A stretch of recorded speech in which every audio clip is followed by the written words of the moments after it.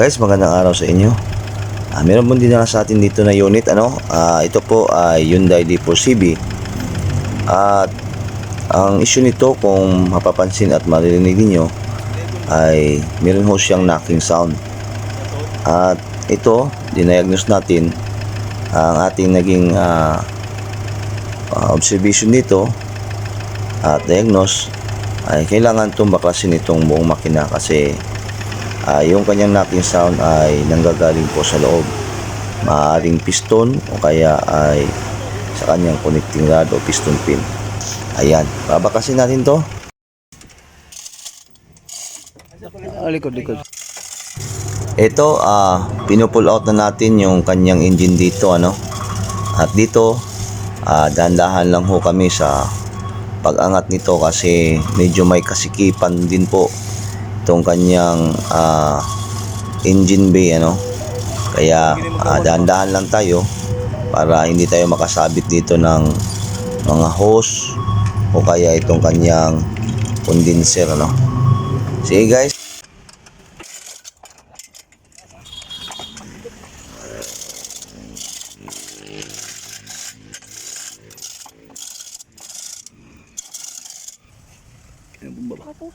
Pero makuyog sa kuan. Spline o sa gear. Dito guys, naibaba na natin at natanggal na natin itong kanyang cylinder head, At dito bumungad sa atin agad itong kanyang liner, may tama na po itong kanyang mga liner. Ayan, kung makikita ninyo at makikita sa camera, At ang talagang naging problema at knocking sound dito guys, ito. Yan, dito kung mapapansin natin sa number 1, walang problema, kahit may condition clearance, pero hindi naman siya maingay. Dito talaga sa piston number 4 ang naging problema. Ayan, ito po yung nag-cause ng knocking sound guys. Ayan, kaya yan, babaklasin na natin to lahat at nang makapag-order na tayo ng mga parts na kailangan dito, yan. Sige guys.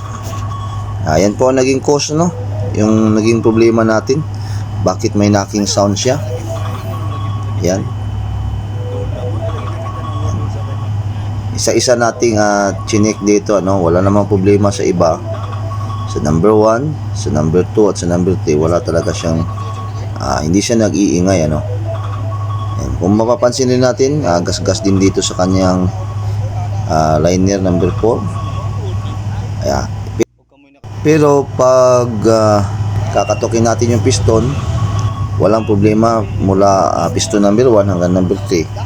Ang may problema lang talaga itong kanyang piston number 4.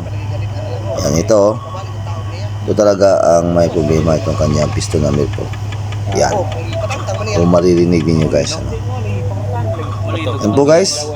Wala kita siya. Ay, dito nagawas na pero piston nagtingog, di ba? Ay, wala dito nagawas. Mo man. Tiro, sige. Guys, fast forward tayo, ito na po yung kanyang engine guys. At ito, sinimulan na to ng ating mga kasama na ito ay mabuo ulit.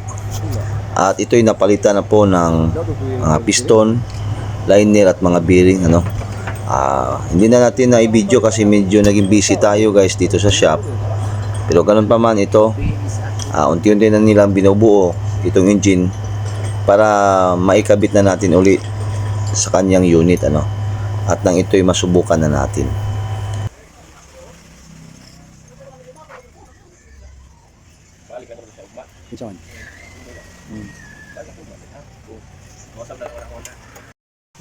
Fast forward ulit tayo guys. Dito sinasalpak na natin itong kanyang engine, at medyo may kahirapan ding isalpak ito guys ng buo o naka-assemble na kasi medyo may kasikipan nga itong kanyang engine bay.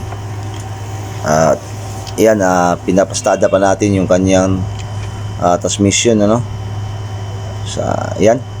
Maya-maya siguro nito guys, pagkatapos natin itong buo lahat dito, may kabit yung kailangan pa ikabit, paandarin na natin to agad nang masubukan kung okay na at wala na siyang knocking sound.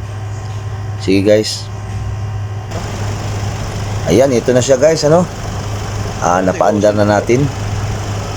At kung maririnig niyo ay hindi na siya kagaya dati na mayroong malakas na knocking sound. Smooth na po yung kanyang andar at tahimik na po siya guys, ano. Ayan. Yan na po siya guys, okay na siya. At yun lang ang naging problema, no, yung kanyang piston. Medyo malaki na po ang kanyang side plate at yung kanyang clearance, ano. At ito guys, para ma-replace tayo uli, parinig natin yung dati niyang andar, tapos ikumpara natin ngayon dito sa ganitong andar niya ngayon na tapos na siyang ma-overhaul natin.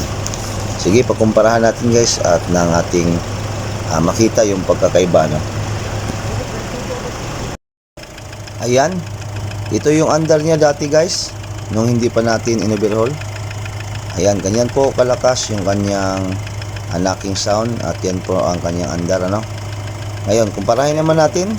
Ito naman yung pagkatapos ng overhaul guys, ito po yung kanyang andar.